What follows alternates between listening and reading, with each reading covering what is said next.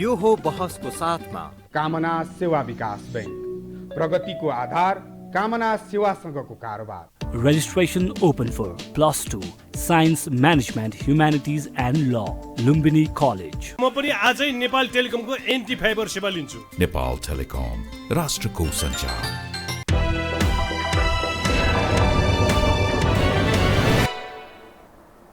नमस्कार, यो बहसमा म यहाँलाई हार्दिक स्वागत गर्दछु। जीवराम भण्डारी। आज यहाँहरू सामुन्ने उपस्थित हुनुहुन्छ डाक्टर अमरेश कुमार सिंह। उहाँ प्रतिनिधि सभा सदस्य हुनुहुन्छ सर्लाही 4 बाट नेपाली काङ्ग्रेसका पछिल्लो पुस्ताका नेता। उहाँसँग आज म समसामयिक विषय उठान गर्ने प्रयत्न गर्नेछु। स्थानीय तहको निर्वाचन र त्यसको परिणाम आइसकेको छ र परिणामले नेपाली काङ्ग्रेसलाई कस्तो देखायो, सफल कि असफल भन्ने एउटा विषय रहनेछ भने अबको नेपालको राजनीति यही तदर्थमा चल्दछ कि यसले नयाँ कोर्स लिन सक्छ या जुन खालको ध्रुवीकरण, गठबन्धन र तालमेल भयो आगामी प्रतिनिधि सभाको निर्वाचन र प्रदेश सभामा के होला, अनि मधेसको विषयमा पनि अलिकति विषयहरूलाई उठान गर्ने र समग्रमा भन्दा समसामयिक आम दर्शकका जिज्ञासालाई उहाँ मार्फत म सम्बोधन गराउने प्रयत्न यसकारण गर्नेछु। डाक्टर अमरेश कुमार सिंह जसरी विश्लेषण गर्नुहुन्छ, सालाखाला नेपालको राजनीति त्यतैतर्फ डोरिँदै गएको त्यो विगतदेखिको उहाँसँगको मेरा अनुभव र कतिपय संवादहरूले त्यो पुष्टि गर्दछ। त्यसकारण पछिल्लो यो तरल अवस्था जो देखिन्छ, राजनीतिक अवस्था, त्यसलाई पनि केन्द्रमा राखेर नै म विषयलाई उठान गर्ने प्रयत्न गर्नेछु। म उहाँलाई स्वागत गर्छु। स्वागत छ सर। धन्यवाद। अब म सिधै कहाँ प्रवेश गरेँ भने यसो सर हेर्दा स्थानीय तहको निर्वाचन सम्पन्न भयो। काङ्ग्रेसले सङ्ख्यात्मक हिसाबले धेरै सिट जित्यो। यसरी हेर्दा शेरबहादुरजीका मानिसहरू के भन्छन् भने शेरबहादुर सफल भयो नि, यसो भन्छन्। कम्युनिस्टहरू अझै पनि विभाजित छन्, तर फेरि पनि मिल्छन् कि के हुन्छ, अर्को एउटा विषय छँदैछ। त तपाईँ नेपाली काङ्ग्रेसको एउटा व्यक्ति र खास गरी यो नेपालको राजनीतिक जुन परिवर्तन भयो, यो राजनीतिक परिवर्तनमा महत्त्वपूर्ण भूमिका निभाउने व्यक्ति, गिरिजाप्रसाददेखि लिएर बाबुराम भट्टराई प्रचण्डदेखि तपाईँहरू, कृष्ण सिटौला, डाक्टर शेखर कोइरालाहरू, जो नेपालको राजनीतिमा 12 बुँदे दिल्ली सहमति हुँदै नेपालको राजनीति यहाँ प्रवेश गरेको छ, एउटा महत्त्वपूर्ण व्यक्ति तपाईँ हुनुहुन्छ। यस अर्थमा यो पछिल्लो परिवर्तित नेपालको राजनीति 62-63 को मुभमेन्ट, माओवादीलाई सेटल गराउने सवालदेखि लिएर यावतमा यो राजनीति जुन ट्रेन देखियो नि, यो यसो हेर्दा अलि हामीले हेर्दा चाहिँ तरल जस्तो देखिन्छ। तपाईँको नजरले, मस्तिष्कले के भन्छ? म यहीँबाट सुरु गरेँ। होइन, वास्तवमा सही विश्लेषण गर्ने राजनीतिक तरल नै हो, तर ग्रुप इन्ट्रेस्ट ग्रुपहरूको जमातले यसलाई स्थिर बनाएर राखेको छ। किनकि यहाँ सिद्धान्त र को राजनीति छैन, विकासको राजनीति छैन, सुशासनको राजनीति छैन, स्वार्थको राजनीति छ। यो जुन स्वार्थको जुन राजनीति रहिन्जेलसम्म सबैको जुन अधिकतम नेताको स्वार्थ केमा पुरी हुन्छ त्यही अवस्था रहिरहन्छ। अहिले यसरी 5 दलीय नेताको स्वार्थ पुरा भइरहेछ।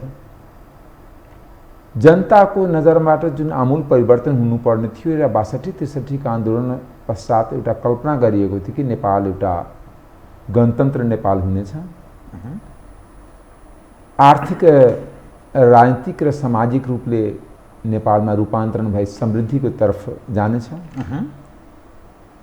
त्यो अभिभारा, त्यो दायित्व हामी पुरा गर्न सकेन। बजेट आयो, बजेटले के गर्यो?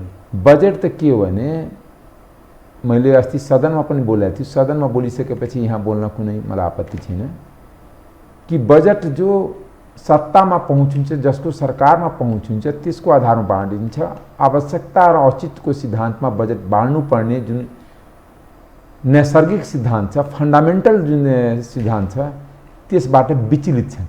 जस्तै प्रधानमन्त्री सुदूरपश्चिमको, मध्यपश्चिमको अर्थमन्त्री, गृहमन्त्री पश्चिमको, तिनटै मिलेर बजेट बाँड्नु भएको छ। काठमाडौँबाट पश्चिमतिर मात्रै गयो? काठमाडौँबाट पश्चिम गयो, अलिअलि प्रचण्डजी चितवनको भएको कारणले चितवनमा अलिअलि झऱ्यो र चितवनभन्दा पूरब त नेपालै छैन।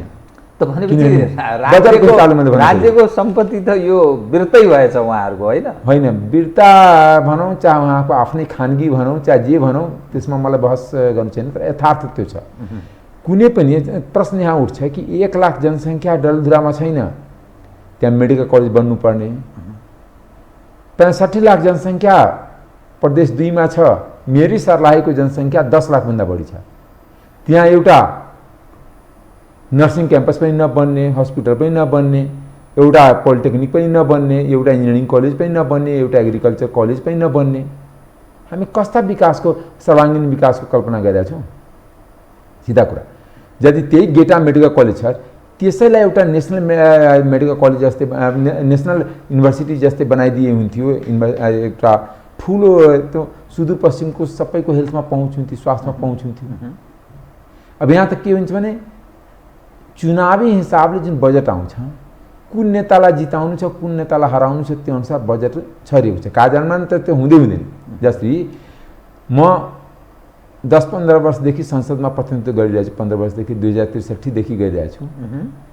हरेक बजेटमा निजगढ बन्ने छ, हरेक बजेटमा सुदूरपश्चिम 4 लेनको हुनेछ। त्यो सुन्दा सुन्दा कान पाकिसक्यो, तर कहीँ पनि पटक पटक भनिन्छ, काम गरिँदैन। त्यो केही बजेट के हुन्छ भने कर्णप्रिय छ, कार्यान्वयनको लागि होइन। बजेटको त के हुन्छ भने यसको सैद्धान्तिक पार्ट जुन छलफल हुनुपर्ने, जुन व्यवहारिक पार्ट छलफल हुनुपर्ने, त्यसमा छलफलै हुँदैन। त्यसमा इन्ट्रेस्ट केमा छलफल हुनु पर्थ्यो भने हरेक साल नेपालको वैदेशिक ऋण बढिरहेछ, यहाँको जीडीपीको अनुपातमा ऋणको अनुपात बढिरहेछ। दोस्रो, साधारण खर्च प्रत्येक साल बढिरहेछ। 18 खर्ब हामी ऋणमा छौँ, वैदेशिक ऋणमा छौँ। 18 खर्ब, जबकि हामी 4-5 खर्ब, किनकि ऋण भयो भने हाम्रो हालत श्रीलङ्काको हुन्छ, ऋण धेरै भयो भने हाम्रो हालत पाकिस्तानको हुन्छ। धेरै ऋण बोक्ने होइन हामी, ऋणको सदुपयोग। यहाँ त के भने हाम्रो गाउँतिर उखान छ, ऋण काटेर घिउ खाने, ऋण काटेर घिउ खाने। जस्तै म तपाईँलाई बताउँछु, एउटै जो सबभन्दा पपुलर ऋणमा लिएको र सबभन्दा बढी त्यसमा नेताहरूले भ्रष्टाचार गरेको त्यो एउटा प्रोजेक्ट हो पोखरा एयरपोर्ट। 14 अरबको एस्टिमेटेड प्रोजेक्ट थियो, तर टेन्डर एस्टिमेटेड 14 अरबको थियो कस्ट उसको, तर त्यसको टेन्डर कस्ट 21 अरब पुग्यो। 21 अरब ऋणमा छ, 7 अरब नेताहरूको भागभण्डामा गयो। त्यो 7 अरब गए पनि अहिलेसम्म त्यो एयरपोर्ट चालु भएको पनि छैन, अहिले तत्काल हुनेवाला पनि छैन। जुन 30 मिटर रामाइलो डाँडा काट्नु पर्ने छ, त्यो काट्ने कामै भएको छैन। पर्यटन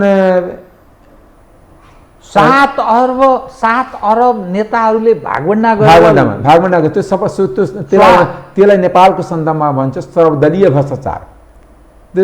कुनै एक पार्टीलाई दोष दिन मिल्दैन, कुनै एक पार्टीको नेतालाई दोष दिन मिल्दैन, सबै मिलेर हो 7 अरब। जसरी अर्को भ्रष्टाचारको ठुलो एउटा टनलिङ छ, फास्ट ट्र्याक। पहिला 8000 करोडमा बन्ने कुरा थियो, त्यसलाई बढाएर 11 भयो, 11बाट 16 भयो, 16बाट 17 भयो, 17000 करोडको प्रोजेक्ट भयो। तर अहिलेसम्म त्यहाँ आधी पनि बनेर प्रगति हुन सकेको छैन। के हुन्छ भने नेपालमा सबभन्दा करप्सनको ठाउँ कहाँ कहाँ हुन्छ भने सुरुमा थोरै बजार कस्ट देखाइदिने, त्यसपछि 10-15 वर्ष बनाइराख्ने, हात हालिराख्ने। जस्तै मेलम्ची भनेको नेपालको सेतु हात्ती हो, फास्ट ट्र्याक भनेको नेपालको सेतु हात्ती हो, पोखरा एयरपोर्ट भनेको सेतु हात्ती हो, निजगढको लागि पनि जो गाई गइन्छ त्यो पनि सेतु हात्ती हो। निजगढ विमानस्थल त्यो आवश्यक छैन, होइन? त्यही सिमरालाई नै ठुलो बनाएको थियो नि, सिमरा त थियो नि, त्यसको कस्ट के प्रयोजनले? होइन, तपाईँलाई बताउँछु कि एउटा कुरा के भने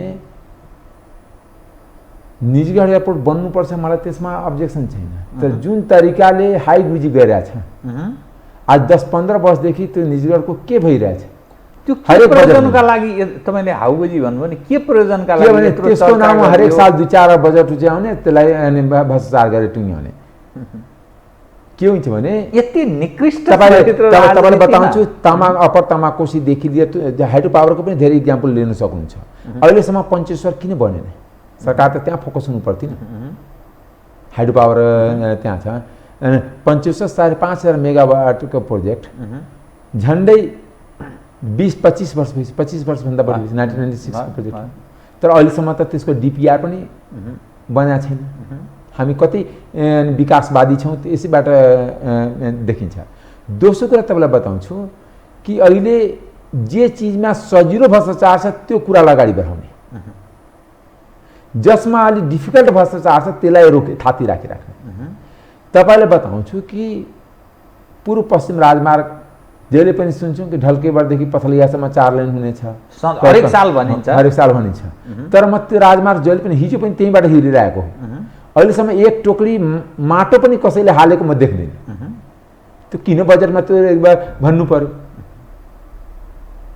जब त्यसमा माटो हाल्ने काम पनि गरिँदैन किन गर्नु पर्यो त्यो बजेटमा? यो जनतालाई ठग्ने कुरा हो।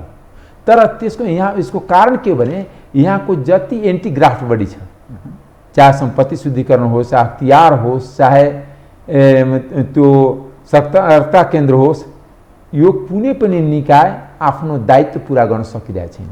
यिनीहरू के अधिकारविहीन भएर कि अधिकारहरूको लोयल्टी यो सिस्टम र यो नेताहरूसँग भएका कारणले यिनीहरू मूकदर्शक भए? होइन, यहाँ के भयो भने कुनै पनि संस्था आजको दिनमा बलियो छैन।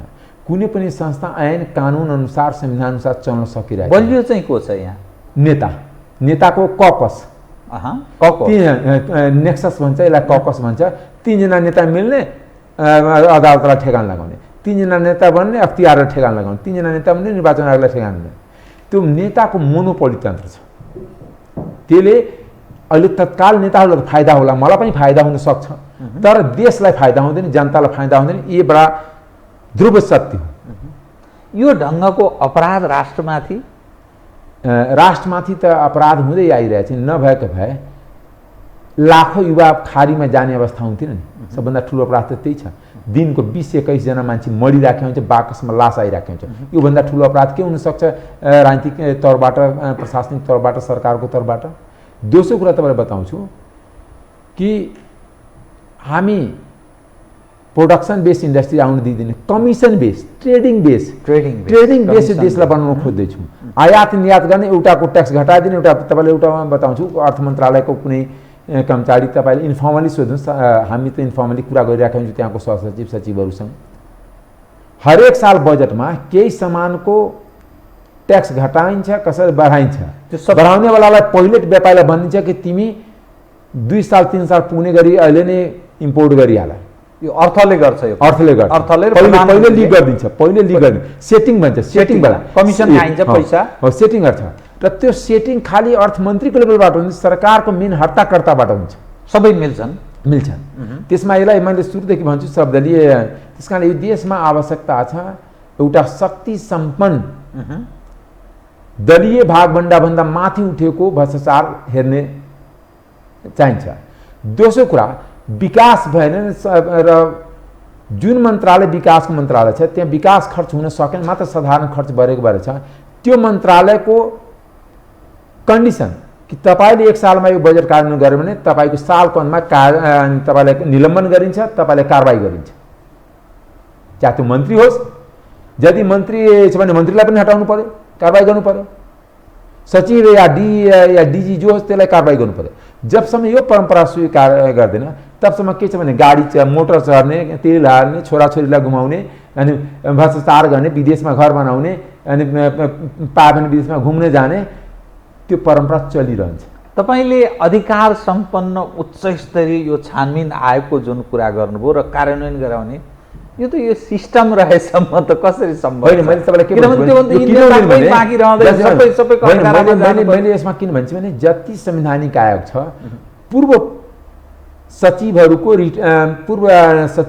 क्लब, रिटायर्ड सचिवहरूको क्लब हो, रिटायर्ड प्रशासनिक निकायको क्लब हो, संवैधानिक निकाय, चाहे अख्तियार होस्, निर्वाचन आयोग। तपाईँ हेर्नु न, जो रिटायर हुन्छ नेता के यहाँ भन्छ, या नेता पदमा रहँदाखेरि भ्रष्टाचार गराए बापत नेताहरूलाई नियुक्ति गरिदिन्छ,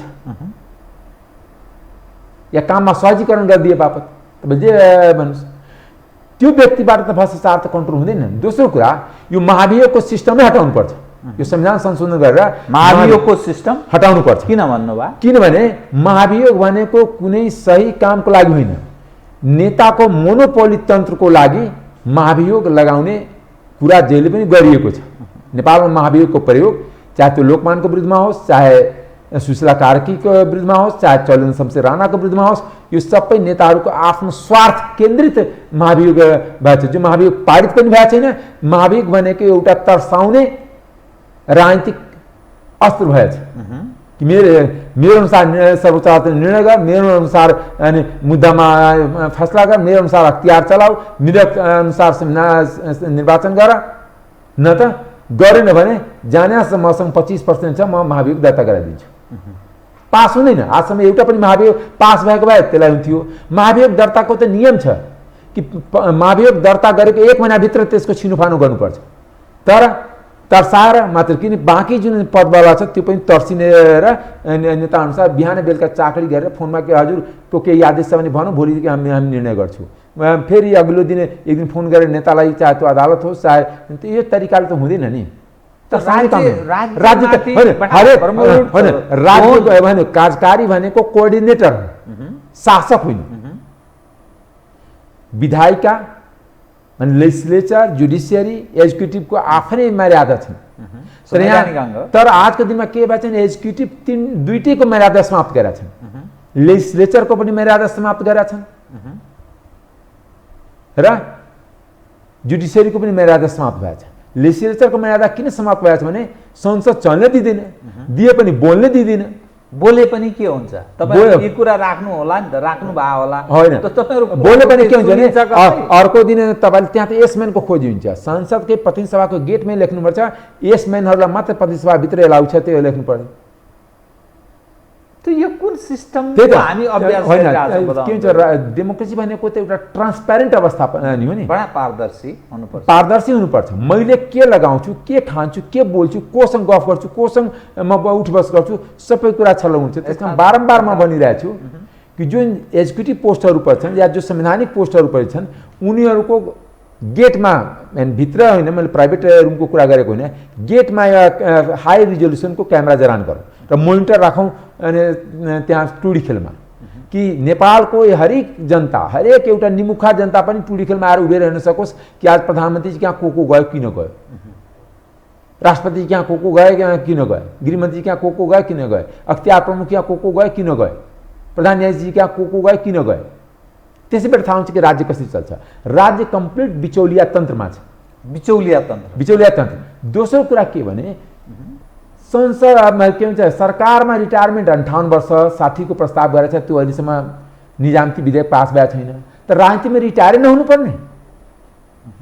राजनीतिमा जबसम्म टेन्योर तोक्दैन कि 2 चोटि भन्दा बढी प्रधानमन्त्री हुन पाउँदैन, 3 चोटि भन्दा मन्त्री हुन नपाउने, 5 चोटि भन्दा या 4 चोटि भन्दा संसद हुन नपाउने। राजनीति भनेको पेशा र पेवा जुन बनाएको छ त्यसमा जबसम्म विराम नलागेसम्म नेपालमा यस्ता कर्म भइरहेको छ। त्यो संवैधानिक हुन्छ। किनकि एउटा साइकोलोजिस्टले के भनेको छ भने, फिलोसफरले भनेको छ कि मानव जाति नै व्यवहारले छाडा हुन्छ। व्यवहारले छाडा हुन्छ। त्यो छाडापनलाई रोक्नलाई नियम, कानुन, संविधान र सोशल कस्टमरी, सामाजिक जुन बनावट छ, समाजको जुन एउटा चलन चल्ती हुन्छ, रीतिरिवाज हुन्छ, त्यसबाट थिचिएर गाइडेड हुन्छ। समाजले के भन्ला, कानुनले के गर्ला, संविधानले के गर्ला। त्यस कारणले हाम्रो मुलुक जस्तो अविकसित मुलुकमा कानुन सख्त हुनुपर्छ, कानुनको कार्यान्वयन हुनुपर्छ। यहाँ कानुन जे भने पनि कार्यान्वयन नै हुँदैन। अख्तियार मलाई लाग्छ साउथ एसियाको सबभन्दा पावरफुल कानुनबाट बनेको संस्था हो। तर 63 देखि आजसम्म एकजना पनि मन्त्री प्रधानमन्त्री त भ्रष्टाचार गरेका छैन। मैले बोले होइन, अख्तियारले बोलिरहेछ, अख्तियारको रिपोर्टले। किन त्यो भ्रष्टाचार गरेकै छैन, गरेको त कारबाही हुन्थ्यो। निरीह सामान्य खरदार सुब्बाले भ्रष्टाचार, बेचारा 500 रुपियाँ 1000 रुपियाँ लिने त्यो कार्यालय सहयोगीले, एउटा 5000 लिने अमिनले एउटा मालपोत गर्छ। त्यो त किनकि म राज्य व्यवस्था सुशासन समितिको सदस्य छु। अख्तियारको रिपोर्टले त्यो देखाउँछ, र अथवा जुन जाली सर्टिफिकेट नक्कली सर्टिफिकेटवाला मात्र यो देशमा बदमासी गरेको छ, अरू केही बदमासी भएको छैन। सम्पत्ति शुद्धिकरण देखाउँछ कि यो देशमा कुनै पनि व्यापारीले गलत ढङ्गले पैसा सम्पत्ति शुद्धिकरणको काम थियो कम्तीमा सालमा 10-20 जना जुन व्यापारीले गलत तरिकाले गरेका छ त्यसलाई यहाँ ठेगा लगाउने, त्यसलाई ट्र्याकमा लाउने, फाइनेन्सियल ट्रान्जेक्सनलाई डिसिप्लिन गर्नलाई त त्यो बनाएको छ सम्पत्ति शुद्धिकरण। तर सम्पत्ति शुद्धिकरण सत्तामा बस्नको लागि अरूलाई तर्साउने टुल छ। कुनै व्यापारीले चन्दा राम्रोसित दिएन अथवा ल उसलाई तिम्रो सम्पत्ति शुद्धिकरणमा फाइल छ तिमीलाई चेक गर्छ, सम्पत्ति शुद्धिकरणको डिजी नै गएर नेतालाई भेटाइदिन्छ व्यापारीहरूलाई कि त्यहाँ भेट्नुहोस् तपाईँको कहाँ त्यहाँ क्लियर भएपछि यहाँ केही समस्या पर्दैन। त्यस कारणले सालमा 10वटा मुद्दा पनि सम्पत्ति शुद्धिकरण दर्ता गर्न सकेको छैन। त्यो सेतो हात्तीहरू पालेर किन राख्ने, किन त्यो नाङ्गो आङ्ग छोप्नलाई विदेशीको डरले, किनकि एफटीएफ फाइनेन्सियल टास्क फोर्सको जुन संस्था छ त्यसले सालमा रेगुलेट गर्छ, त्यसबाट बच्नलाई मात्र छ भने जस्तो छ। हाम्रो देशमा संस्था छ, चाहे त राजस्व अनुसन्धान किन नहोस्। मेरो भनाइ के भने संस्थाहरू साह्रै कमजोर। युनिभर्सिटीको हविगत कस्तो छ भने युनिभर्सिटी जस्तो लाग्दैन, कार्यकर्ताको भर्ती केन्द्र हो। कार्यकर्ताले कहिले तालाबन्द गर्ने, चाहे जुनसुकै पार्टीको कार्यकर्ता, म कुनै पार्टी विशेषलाई ब्लेम गर्नुहुन्न। यो ट्रेन्ड त रोक्नु पऱ्यो नि। देशलाई विकास, नेपाल एउटा अनुशासन सहितको, चाहे त्यो आर्थिक अनुशासन होस्, प्रशासनिक अनुशासन होस्, राजनीतिक अनुशासन होस्, अनुशासनमा बस्नु पऱ्यो। यहाँ के भने टु मच भन्छ पोलिटिसाइजेसन भएको छ, समाजै धेरै राजनीतिकरण भएको छ, समाजको राजनीतिकरण भएको छ। जबसम्म डिपोलिटिसाइजेसन हुँदैन, समाजको आफ्नो आफ्नो पेसाको धर्म निर्वाह गर्दैन, आफ्नो पेसामा अगाडि बढ्दैन, तबसम्म समाज अगाडि बढ्दैन, देश अगाडि बढ्दैन। राजनीति सरकार चलिरहन्छ, सरकार चल्नु र देश अगाडि बढ्नु दुईटै फरक कुरा हो। यो मात्रै यसो सरकार चलेको जस्तो, सरकार चलिरहेछ, सरकार त चलिरहन्छ। सरकार त एउटा सरकारको नियन्त्रणता हो। पञ्चायतमा पनि सरकार थियो, बहुदलमा पनि सरकार थियो, राजतन्त्रमा पनि सरकार थियो, अनि अहिले पनि सरकार छ। तर त्यो सरकारले जनताको लागि के गर्यो, देशको लागि के गर्यो, त्यो महत्त्वपूर्ण हो नि। तपाईँको नजरमा चाहिँ के त अब यथास्थितिमा चल्दैन, यसले अर्को कोर्स लिन्छ भन्नु होइन? यो एउटा जस्तै के भने जस्तै प्रदेशहरू नि सेतो हात्ती छ, मन लाग्यो भने मन्त्रालय फुटाउने, मन्त्री बनाउने प्रदेश सरकार। यो होइन कि जनताको डेलिभरीको लागि, विकासको लागि मन्त्रालय फुटेको होइन। राजनीतिक स्वार्थ पुरा गर्नको लागि स्वार्थ पुग्यो भने सरकार गिर्छ। भनेपछि के सरकार प्रदेश असान्दर्भिक जस्तो देखिन थाल्यो। असान्दर्भिक छ, व्यवहारिक र कानुनी हिसाबले असान्दर्भिक छ, प्रदेशको औचित्य छैन, औचित्य छैन। अब तपाईँ बताइदिनुहोस्, किनभने प्रदेशको न केन्द्रसँग खासै कुनै लिङ्केज छ। सचिव र मुख्य सचिव पठाउने, त्यहाँको सहसचिव लेभलको मान्छे मन्त्रालयमा सचिव हुन्छ र सचिव लेभलको मान्छे एउटा प्रदेशमा मुख्य सचिव हुन्छ। त्यो पठाउने बाहेक केही केन्द्रसँग पनि खासै तालुकात छैन। स्थानीय तह भन्छ ऊ त म छुट्टी राज्य हो, छुट्टी सरकार हो, त्यो प्रदेशसँग उसको सरकारै छैन, सरकारै छैन। त्यसमा पनि फेरि जिल्ला एउटा बिचमा गठन भएको छ जो संविधानले चिन्दैन। जिल्ला भनेको के हो? संविधानमा जिल्लाको परिकल्पना छैन। 3 तहमा जिल्ला कहाँ आयो? केन्द्रले शासन जिल्ला मार्फत सिडिएसपी मार्फत गर्न खोज्छ, जो संविधानले चिन्दैन जिल्लालाई। संविधानले त स्थानीय तह चिन्छ, प्रदेश तह चिन्छ र संघीय सरकार चिन्छ, जिल्ला समन्वय समिति चिन्दैन। जिल्ला चिन्दैन नि, जिल्ला चिन्दैन। जिल्लामा सिडिओ एसपी यिनीहरूको कल्पना त संविधानले त गरेका छैन नि। त्यस कारणले यो कस्तो भने हामी नेपालको हाइब्रिड सिस्टम भनेर, नेपालीपनको सिस्टम भनेर मात्र भ्रष्टाचार गर्ने, कुशासन गर्ने र जनतालाई खाडी पुर्याउन, मलेसिया पुर्याउनको लागि बनाएको सिस्टम हो। त्यहाँ त के हुन्थ्यो भने प्रगतिको इन्डिकेटर कहाँ हुन्थ्यो भने कि हाम्रो इकोनोमिक प्रोबर्टी कति घट्यो, लिट्रेसी रेट कति घट्यो, कागजमा होइन व्यवहारमा। अनि सेन्टर अफ एक्सिलेन्स एजुकेसन कस्तो भयो, स्वास्थ्यको सुविधा कस्तो भयो। जस्तै वीर हस्पिटल जस्तै 5वटा अस्पताल देशमा, प्रदेशको औचित्य तब पुष्टि हुन्थ्यो कि 7वटा प्रदेशहरूले वीर अस्पताल जस्तै अस्पताल बनाउँथे। प्रसुति गृह जस्तै महिलाको लागि मेटर्निटी सेन्टर अनि प्रसुति गृह बनाउँथे। बुढा निकट जस्तै हरेक प्रदेशमा 10-10वटा स्कुल बनाउँथे। तब औचित्य पुष्टि हुन्थ्यो।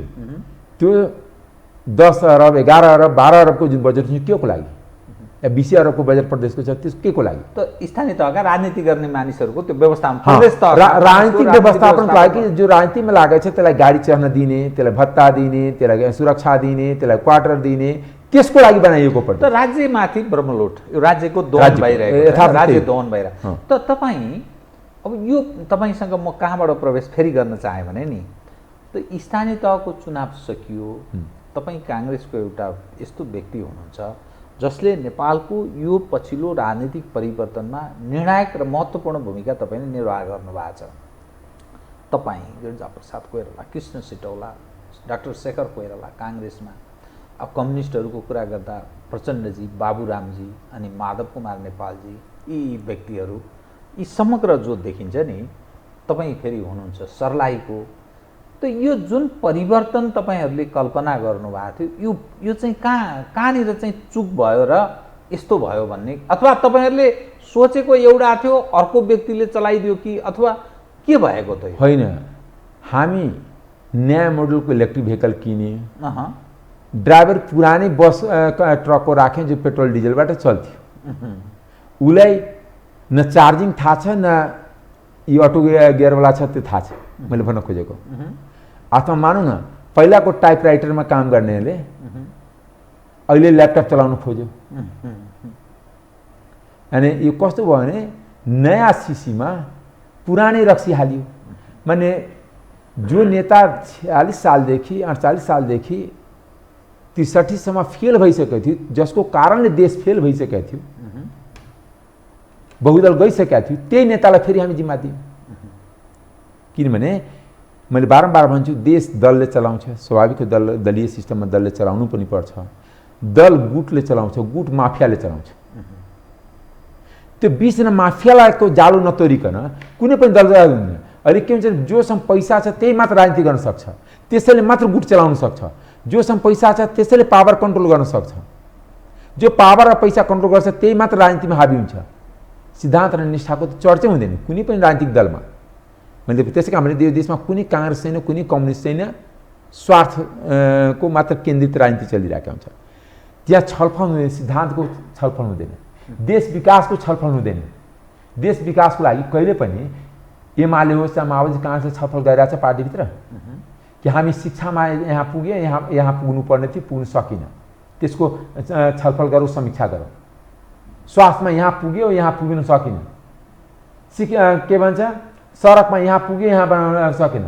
पछिल्लो सालको बजेट किन कार्यान्वयन भने त्यसको समीक्षा नगरिकन नयाँ बजेट त्यही कपी पेस्ट गर्न मिल्छ? त्यही नीति कार्यक्रम कपी पेस्ट गर्न मिल्छ के? त्यो बच्चाहरूलाई एउटा किताब थमाए जस्तै। र सांसदहरू त्योभन्दा पनि मलाई त आश्चर्य लाग्छ जनप्रतिनिधिहरूलाई। तपाईँले जनताको प्रतिनिधि बन्नु छ, जनताको भोइसलाई तपाईँले संसदमा प्रतिनिधित्व गर्नुहुन्न, दलको नेताको भोइसलाई प्रतिनिधित्व गर्नु छ। मेरो भनाइ के भने म दलको अनुशासनप्रति सदैव सजग रहन्छु, तर मेरो त्यतिकै दायित्व जनताप्रति पनि छ जसले मलाई निर्वाचित गरेर पठाएछ। उसको भलोको कुरा त मैले गर्ने हो नि, कहाँ गर्ने हो? मेरो गर्ने थलो त संसद हो नि, मेरो गर्ने थलो त तपाईँले बोलाएको त्यहाँ तपाईँको सामु गर्ने हो नि कि मेरो जनतालाई न्याय भइरहेछ। मेरो बागमती तटबन्ध भएन भने मेरो हजारौँ मान्छे बगेर जान्छ, तटबन्ध हुन सकेका छैन। तपाईँहरूको सुनवाई हुँदैन? मैले तपाईँले भने कि मेरो मात्र के, चितवनभन्दा पूर्व त बजेटै राखिएन। जस्तै चितवनभन्दा पूर्वको सरकार छैन, चितवनभन्दा पूर्वको मन्त्री छ, जागिरे मन्त्रीहरू, उहाँहरू जागिरे मन्त्रीजीहरूको आफ्नो क्षेत्रमा कहीँ अलिअलि थोरै होला, यो 2-4-5 मन्त्री छन् नि, तर समग्र चितवनभन्दा पूर्वको वासीहरूलाई, जनताहरूलाई ठगिएको छ यो बजेटले।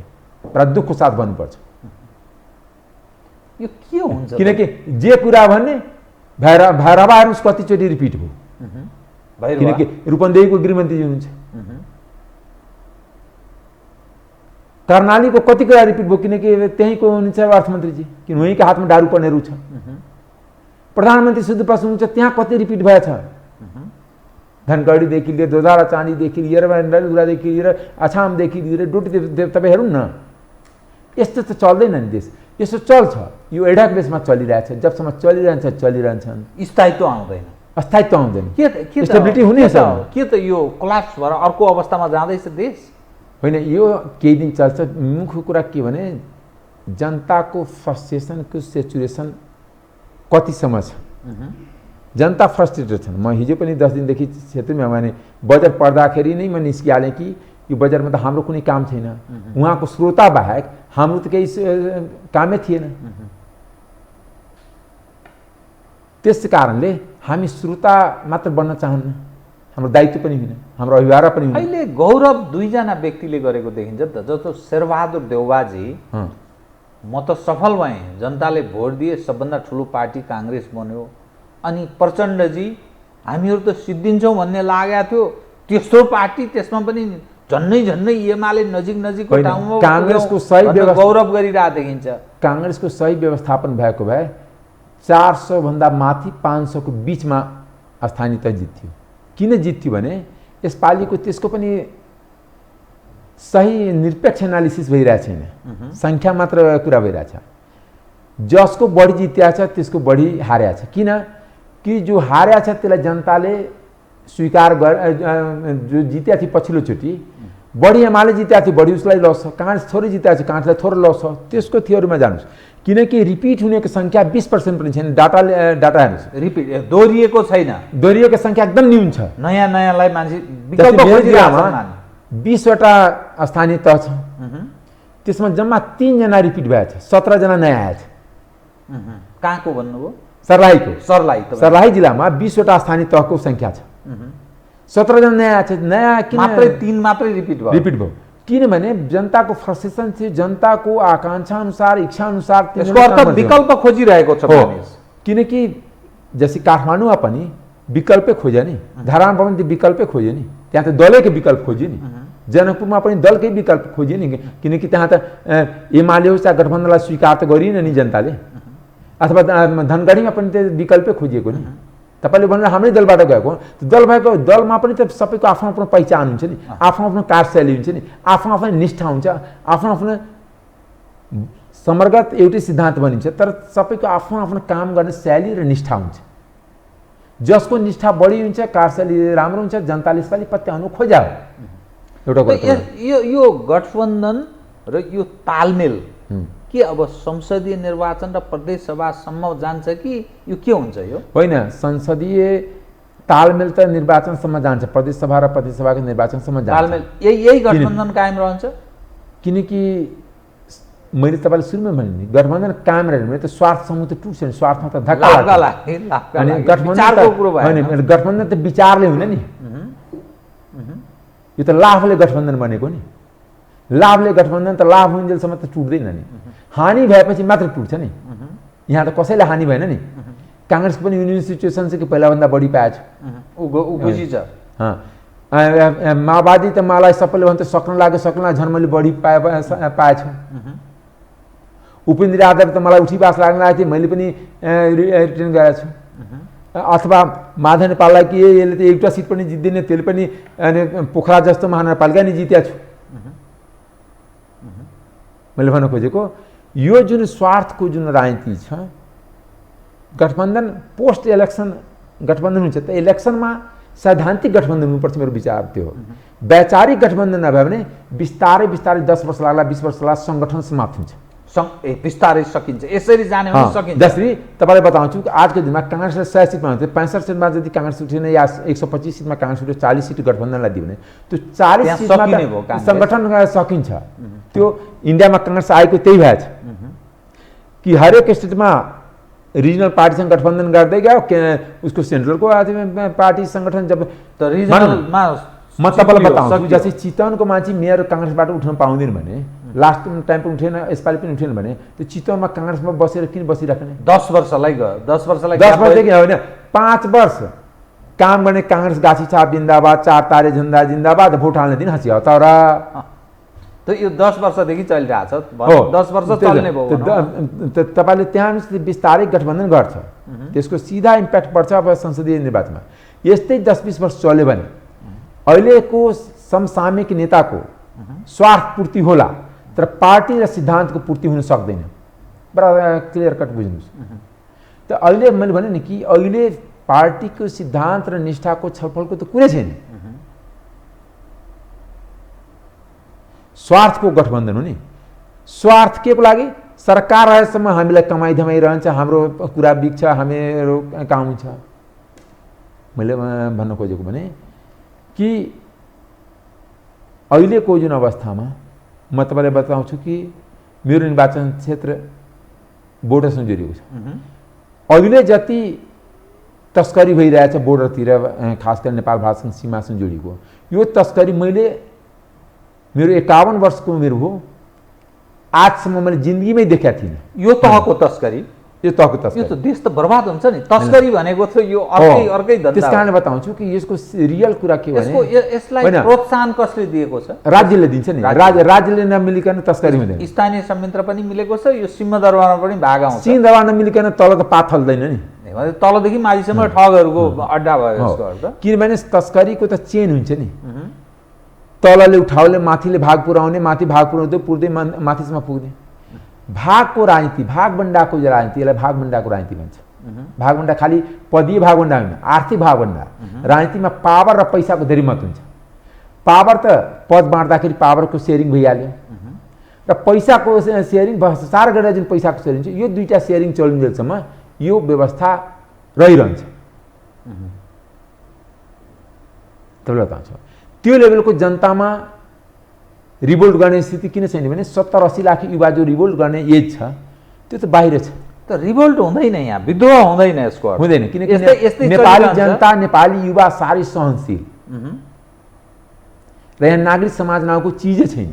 यी जो भनिन्छ नि कथित नागरिक समाज सबै अधिकार कर्मी, मानवाधिकार भन्छन्, के एडभोकेसी, एउटा कुरा दूतावास, विभिन्न विदेशीहरूबाट चल्ने के त ती चाहिँ होइन। विदेशीको त आफ्नै स्वार्थ छन्, आफ्नै चालु आफ्नो काम गरिरहेका छन्, उसलाई नेपालको स्वार्थसँग केही लिनु दिनु छैन।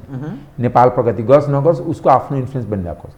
तर जहाँसम्म नागरिक कर्मीको कुरा गर्नुभयो, मानव अधिकार कर्मीको गर्नुभयो कि त्यसले वास्तवमा स्वतन्त्र नागरिक कर्मी छैन। कुनै न कुनै दलसँग आबद्ध छ। पछाडि राम्रोसित हेर्नुभयो भने, लेन्स लगाएर हेर्नुभयो भने पक्कै थाहा हुन्छ कि एमालेसँग छ कि काङ्ग्रेससँग छ कि माओवादीसँग छ। स्वतन्त्र बुद्धिजीवी बनेर छैन, उसको इन्क्लाइनेसन र उसको इन्ट्रेस्टको लागि बोलिराखेको हुन्छ बेलामा। जहाँ जोडिएको छ मूल संस्थाको इन्ट्रेस्ट फुलफिल भएन भने उनीहरूले बोल्न थाल्छ। इन्ट्रेस्ट मिल्यो भने चुप लाग्छ, दलकै पक्ष पोषण गर्छन्। दोस्रो तपाईँलाई बताउँछु, यो मुलुकमा 1800 अनलाइन दर्ता भएको छ। मलाई एकजनाले सुनाउँदै थियो। त्यसमा मैले प्रश्न गर्छु कि जसले पत्रकारिता गरेको छैन उसले दर्ता कसरी गर्यो? हरेक पेसामा मैले भन्न खोजेको, मैले कुनै एउटालाई भन्न खोजेको होइन। विकृति सबै क्षेत्रमा बर्बाद छ। किनकि पैसा दिए बापत जे पनि लेख्दिने, त्यो न्युजको सत्यता स्थापित होस् नहोस्, कसैले कारवाही गर्ने संस्था छैन। एउटा प्रेस काउन्सिल छ, त्यसले पनि आफ्नो काम गर्न सकेका छैन। मानहानि, विदेशमा मानहानिको मुद्दा लाग्छ। अहिले म तपाईँको स्टुडियोमा छु, अर्को अनलाइनले लेखिदिन्छ कि अमरेश सिंहको मृत्यु भयो, उसलाई केही पनि लाग्दैन, लेख्यो। उसले जुन स्तरको अनलाइनहरूमा न्युज आउँछ हेरेर लाज लाग्छ। हाम्रो गाउँतिर उखान्छ कि दिशा गर्नुभन्दा पनि देख्नेलाई लाज लाग्छ। किनकि तराईमा पहिला बाटोमा दिशा गर्थे, त्यो सन्दर्भमा त्यो उखान बनेको हो। यहाँ पनि अनलाइनवाला लेख्ने भन्दा पढ्नेलाई लाज लाग्छ कि के यसको अनि बुद्धि बिग्रेको छ कि यस्तो लेखिरहेछ। किन? यसको कारण के भने कुनै पनि पेसा एथिक्समा छैन, मोरलमा छैन, सिद्धान्त निष्ठामा छैन, र त्यसको जुन सर्टेन गाइडलाइन हुनुपर्छ त्यो मिट गरेका छैन। पहुँचको भरमा दर्ता हुन्छ। अनलाइन दर्ता गराउने कम्तीमा ठिक छ 5 जना पत्रकार चाहिन्छ, 5 जनाको पहिले जर्नलिस्ट कहाँबाट मास कम्युनिकेसन गरेछ त्यो सर्टिफिकेट लिनु पऱ्यो कि परेन? मास कम्युनिकेसन नगरिकन अनलाइन कसरी दर्ता भयो? एउटा सिद्धान्त छ नेपालमा, राजनीति गर्न र पत्रकारिता गर्न पढ्नु पर्छ र भनौँ त्यो क्वेसन मार्क चाहिँ होइन, त्यो सधैँ प्रश्न उठाउँछ, पढ्नु किन पर्यो र भन्छ नि। होइन, तपाईँलाई एउटा कुरा म बताउँछु कि मलाई बताउनुहोस् न कि रोडको सेफ्टी कस्तो छ? दिनका दिन मान्छे मरिरहेको छ। हिजै जनकपुरबाट आएको नाइट बस त्यहाँ रूपन्देहीमा खस्यो, धारावा जाने क्रममा 9 जना मृत्यु। त्यो दोषी को? त्यो मात्र चालकलाई दोषी दिने मुमकिन मिल्छ? त्यो रोड सेफ्टी छ कि छैन? पुलको चौडाइ छ कि छैन? जम्मै पुल जीर्ण अवस्थामा छ, हाइवेको पुलहरू जीर्ण अवस्थामा छ, कुनैमा सेफ्टी छैन। कुनैमा त्यहाँ यति खाल्डो खुल्डो छ। हिजै म आइरहेको थिएँ, देखेर यति खाल्डो खुल्डे, म त्यो त्यहाँको एक्सिडेन्ट पनि सम्झेँ। यहाँ सित्तैमा मान्छे मर्छ तर कसैले क्वेसन उठाउँदैन। यो मान्छे मर्यो, राज्यको दोषी हो, यसको लागि बोल्न साहस गर्दैन। मान्छे मर्यो। ठिक सान्दर्भिक विषय तपाईँले अस्ति नै जसरी मानिसको यस्तो नारकी जीवन भयो, अस्ति नै अछाममा घटना भयो। अनि देशमा जुन घटना भइरहेछ त्यो घटनाको कुनै प्रतिक्रिया हुँदैन। त्यसबाट देखिन्छ नेपाली जनताको आश हराइसकेछ। यस्तै चल्छ। किनकि युवाहरूले बोल्थ्यो छैन, काठमाडौँमा अलिकति सानो फेसबुक ट्विटर ग्रुप छ, त्यसले कहिले काहीँ बोलिराखेको हुन्छ, लेखिरहेको हुन्छ, 200-400 जम्मा भइरहेको छ। त्यो बाहेक नेपालमा कहीँ केही भइरहेको छैन। किनकि दलीय सिस्टम यति खिचिएको छ। दलीय सिस्टम यो पश्चिम बङ्गालको घटना मलाई याद आउँछ। 25 वर्ष त्यहाँ ज्योति बसुको शासन थियो। त्यो विकास गरेर होइन, समाजलाई कब्जा गरेर बोल्यो कि पिटिहाल्ने, बोल्यो कि थुनिहाल्ने। यो ज्योति बसुकै अर्को रूप छ यहाँ अहिले। त्यहीहरू पनि किनकि सुशासनको लागि बोल्न नपाउने, भ्रष्टाचारको लागि बोल्न नपाउने, विकासको लागि बोल्न नपाउने, अनि कुनै ठुलो मान्छेमा क्वेसन उठाउन नपाउने, अदालतले पुरी सेटिङबाट चलाउँछ त्यो क्वेसन उठाउन नपाउने, ती 20-20 वर्षदेखि भ्रष्टाचारको मुद्दा लडेको छ। अदालतले भ्रष्टाचारको मुद्दामा किन छिनपाउनु गरिदिने सर्वोच्च अदालत? प्रश्न त रहेको छ नि। 20-20 वर्षदेखि मलाई कति मुद्दा थाहा छ कि जो 20 वर्षदेखि सर्वोच्च अदालतमा चलेको छ, तर अहिलेसम्म त्यसमा जहिले पनि सारेको सारै हुन्छ।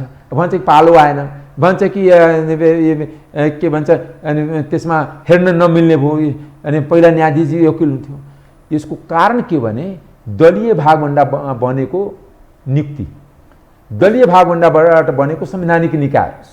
समस्या एउटा क्षेत्रमा मात्रै छैन, सबै सम्पूर्ण राज्य संयन्त्र सबै सबै क्षेत्र चलाउने 3-4 जना र 3-4 जना चलाउने 20-25 जना चाहिँ बिचौलिया व्यापारी। त्यस कारणले राज्य आजको दिनमा 100 जना भन्दा बढीको पहुँचमा छैन। राज्यको संरचना, राज्यको पावर त्यो नभत्किन्जेलसम्म राजनीतिक, आर्थिक, सामाजिक सुशासनको कल्पना पनि गर्न सकिन्न। के को राज भन्छ नि, त्यस्तो राज भएछ होइन। त्यो पापको घडा भरिन्छ भन्छ नि। तपाईँले विद्रोह पनि हुन सक्दैन, तत्काल हुँदैन। त्यसको लागि त आँटिलो मान्छे चाहिने। के भयो भने अन्तर्राष्ट्रिय समुदाय उहाँ 3टाको वर्चस्व छ नेपालमा, या प्रभाव छ भनौँ। जस्तै अमेरिका, चाइना, भारत, त्यो 3टा पनि 3टाको प्रभाव छ यहाँ। 3टाको प्रभाव छ। कुन बलियो छ अहिले? शक्तिशाली कुन छ अहिले? हेर्दाखेरि त अमेरिका नै बलियो देखिन्छ। भारत पनि कमजोर। भारतको प्रभाव, भारतको आफ्नो ढङ्गको प्रभाव छ, तर भारत अहिले नेपालको आन्तरिक मामलामा त्यति चासो राख्दैन। नेपालमा अनि फेरि हँसिया हथौडावाला छन्, चिनियाहरू हाम्रै भाइ अहिले डाइरेक्ट भारत र भन्दा पनि चीन र अमेरिकाको डाइरेक्ट टसल देखिन्छ बुझ्दाखेरि। नेपाल चाहिँ त्यो क्रीडा स्थल जस्तो अब अहिले हेर्न बाँकी छ। तर एउटा कुरा के हो भने त्यसमा तपाईँलाई म के भन्न चाहन्छु कि यथास्थितिमा उनीहरूलाई किन टको, जब यो देशको जनतालाई, यहाँको नागरिक समाजलाई, यहाँको राजनीतिक दललाई सुधारको आवश्यकता छैन भने उनीहरू त जस्तो अवस्था छ आफ्नो अनुकूलको परिस्थिति निर्माण राखिराख्छ। तिनका चाराबाट चल्ने छन् नि त। अब उनीहरूको त टाउको दुख्ने भने उसले न त त्यो कान समात्छ, भाइ तैँले यति डलर लिएछस्, तैँले यति युवान लिएको, खै काम गरिस् भनेर गाला फुट्ने गरेर हान्छ त ऊ चलिहाल्छ। होइन, हान्दैन नि, किनभने त्यस्तै मान्छे चाहिन्छ नि। जति भ्रष्ट मान्छे हुन्छ, जति अनएथिकल मान्छे, त्यति अन्तर्राष्ट्रिय समुदायलाई सजिलो हुन्छ। जति सिद्धान्तनिष्ठ मान्छे, जति इमान्दार हुन्छ, जति भिजनरी हुन्छ, त्यति अन्तर्राष्ट्रिय समुदायलाई चलाउन गाह्रो हुन्छ। त बेइमानहरूको अखडामा उनीहरूलाई सजिलो हो। बेइमानमा सजिलो हुन्छ कि पछाडि उसलाई रेड कार्ड देखाइराख्ने, हेर तिमी यो बदमासी गरेर कुनै बेला हेगमा जान सक्छ, कुनै बेला भ्रष्टाचारमा जान सक्छ, कुनै बेला FTFले लाग्न सक्छ, कुनै बेला तिमी चुनाव हार्न सक्छ। त्यस कारणले त्यो कार्ड पनि अहिले देखाइराखेको छ। त्यो त बन्द कमरामा एकको कुरा तपाईँले म सम्झेँ, सम्झन्छु। त्यसै कारण बताउँछु, त्यो कुराले यहाँको राजनीति परिचालन हुन्छ। मेरो बुझाइ क्लियर के हो भने कि यो देशमा आमूल परिवर्तनको आवश्यकता छ। आमूल परिवर्तन। यसको अर्थ तपाईँहरूले जुन परिवर्तन ल्याउनुभयो तपाईँहरू असफल हुनुभयो। यसको अर्थ हामी त असफल छौँ। कहाँ सफल छ? कि म सांसद बन्ने बित्तिकै देश सफल हुन्छ, या कोही मन्त्री बन्ने बित्तिकै देश सफल हुन्छ? देशको सफलताको मापदण्ड त हुन्थ्यो कि आज हाम्रो पर क्यापिटा इन्कम $5000 पुगेको पुगेन। अस्ति बडा गर्वको साथ भन्छ $1300 पुगेको छ, $1800 पुगेको छ। त्यसले खान पनि पुग्दैन। त्यो त विनोद चौधरीको सम्पत्ति र मेरो गाउँको एउटा हलियाको सम्पत्ति जोडेर एभरेज निकालेको हो। सबै नेपालीको सालाखाला त छैन। त्यस कारणले दोस्रो कुरा, 35 वर्ष पहिला म 15 वर्षको अवस्थामा हुँदाखेरि 15 वर्षको अवस्थामा मेरो गाउँको मुसर चमारहरू पढ्न पाइरहेको थिएन। अहिले 35 वर्षपछि वाहवा गणतन्त्रमा पनि पढ्न पाइरहेको छैन। खास केही परिवर्तन आयो? उसको लागि त परिवर्तन भएन। मेरो त आँखा अगाडि सर्वे गरौँ न कि आम जनता जुन छ, जो बीपीएल भन्छ, बिलो पोभर्टी लाइन छ, त्यसको जीवनमा के परिवर्तन भयो? त्यसले बाइक चढ्न पाएछ? त्यसले स्कुल जान पाएछ? स्वास्थ्यमा पहुँच पाएछ? स्वास्थ्यमा पहुँच पाएछ? ठुला नेता एकचोटि राजकोषबाट 50 लाख स्वीकृत हुन्छ, 1 करोड स्वीकृत हुन्छ, तुरन्त ब्याङ्कक जान्छ, तुरन्त दिल्ली जान्छ, तुरन्त यहाँ हुन्छ किडनी ट्रान्सप्लान्टदेखि लिएर अनि हरेक इलाजको राज्यकोषबाट उपचार हुने, त्यसले पाएछ। एउटा क्लास छ जसलाई लुट्न पनि उही, राज्यको सुविधा पनि पाउने उही, स्वास्थ्य उपचार पनि पाउने उही, तर जो निमुखा जनता छ त्यसले पाएछ? मलाई बताउनु कि यसैबाट थाहा हुन्थ्यो कि देशमा कतिजना 15 वर्षमा देशको चेपाङ कतिजना डाक्टर बन्यो, कतिजना इन्जिनियर बन्यो, कतिजना प्रोफेसर बन्यो, कतिजना वकिल बन्यो। देशको चमारहरू, चमार मतलब मैले जातले उचाल्ने दलितहरूको गर्न खोजेको, मुसरहरू, डोमहरू, दुसादहरू जुन हाम्रो तराईको अनि दलित समुदायमा छन्, तिनीहरूको कतिजना डाक्टर इन्जिनियर प्रोफेसरहरू भयो, तिनीहरू कतिजना व्यापारीको रूपमा उभ्रिए, सामाजिक प्रतिष्ठा उसको कसके बढ्यो, परिवर्तन त्यसलाई भनिन्छ। कति हरेक गाउँमा एउटा बडा राम्रो वार्ड आउँछ, शहरी विकास मन्त्रालय जहिलेदेखि बनाएको छ, यो त हालैमा बनेको मन्त्रालय हो, पहिला अर्कोमा थियो भौतिकपुरमा, तर अहिले शहरी विकासमा नै हो। जहिलेदेखि स्मार्ट सिटी भन्छ, त्यो स्मार्ट सिटी कहाँ मङ्गल ग्रहमा बन्दैछ कि अनि बुध ग्रहमा? मैले त नेपालको धरतीमा त बनेको देखाएको छैन। बडा राम्रो कुरा भन्नु, स्मार्ट सिटी। एकचोटि आएको थियो बजेटमा, मध्य पहाडी राजमार्ग जुन छ त्यसमा 250 अनि देशभरिमा 250 स्मार्ट सिटी बनाउने। कहीँ 2टा बनाए पनि किन 250 कुरा गर्ने? 5वटा कुरा गर्ने तर बनाएर देखाउने। यो गरिनेछ, यो गरिनेछ, त्यो गरिनेछ, त्यो होइन नि। म 5वटा भन्दैन, म एउटा भन्छु र गरेर देखाउँछु। यो सालभरिमा एउटा प्रोजेक्ट इम्प्लिमेन्ट गरेर देखाउँछु। अहिले साधारण खर्च र विकास खर्चको तुलना गर्न सक्दैन। साधारण खर्च भएको हुन्छ, किनकि मन्त्री हुने बित्तिकै नयाँ गाडी चाहियो, तुरन्त उसको मन्त्रालय पैसा पाउँछ। मेयर हुने बित्तिकै नयाँ गाडी चाहियो, मुख्यमन्त्री हुने बित्तिकै गाडी पनि चाहियो, गाडी पनि चाहियो, पछाडि पनि चाहियो, क्वार्टर पनि चाहियो, श्रीमतीको लागि पनि गाडी चाहियो, छोराको लागि पनि गाडी चाहियो, र कर्मचारी पीहरूको लागि त चाहियो। यो भार जुन छ यो कुशासनको एउटा रूप हो। त विकास तर्फ बजेट छैन, विकास तर्फ भाग भए फजुल खर्च तपाईँलाई बताउँछु। म भैँसेपाटी बस्छु, तपाईँले आजै म तपाईँलाई अनुरोध गर्छु, यो टिभीको कुनै क्यामेराम्यानलाई पठाउनुहोस्, नखु चौकदेखि जुन नखु पुल छ त्यसबाट भैँसेपाटी पुग्नलाई जम्मा 6 वर्षदेखि ठेक्का छ, त्यति त्यो बनेको छैन, आधा किलोमिटर बनेको छैन। जो मन्त्री महान मन्त्रीजीहरू भौतिक उदाहरण हुन्छ त्यसलाई जाने बित्तिकै त्यसलाई निरीक्षण गर्न जानुहुन्छ, तुरन्त 4, 5, 10वटा गाडी लिएर गाडी पछाडि के ल बन्छ। अस्ति पनि रेणु यादव बन्दा पनि मैले देखाएको थिएँ, मैले गाडीबाट गएँ त म टोकिने बेकारमा, किन उहाँहरूलाई महान काममा डिस्टर्ब गर्ने। 6 वर्षदेखि त्यो महान काम भएको छैन भने अझै 10-20 वर्ष लाग्छ।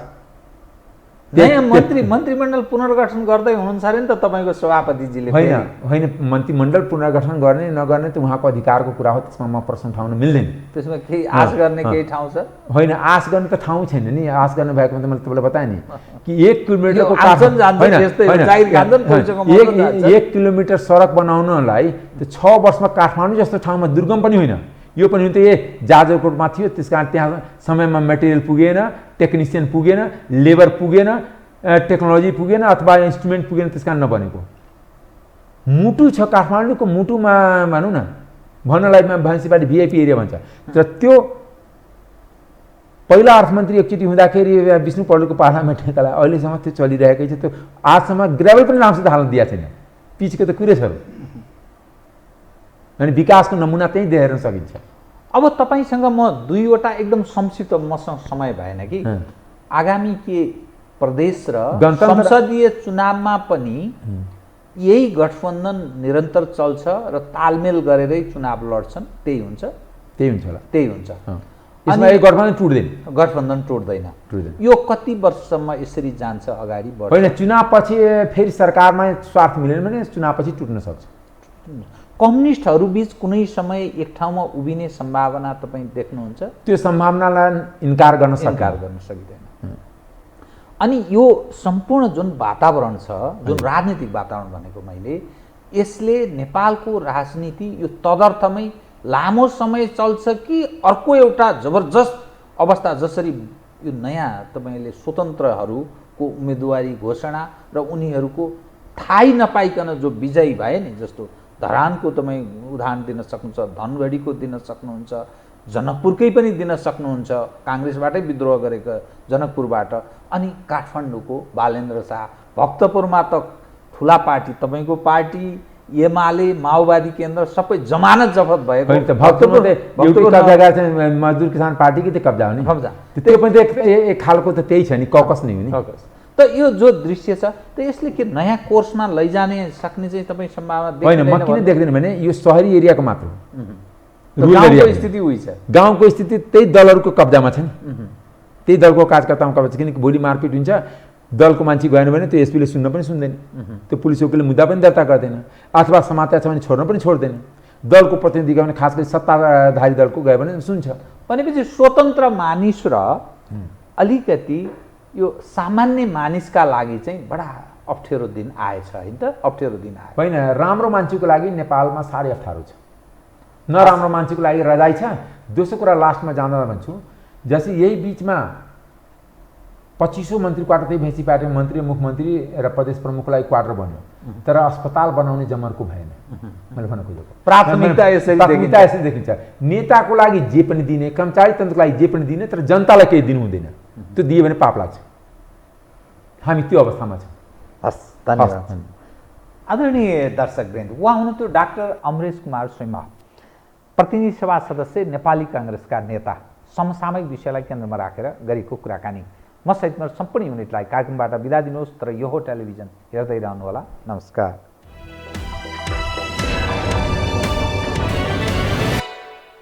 यो हो बहसको साथमा कामना सेवा विकास बैंक, प्रगतिको आधार कामना सेवासँगको कारोबार।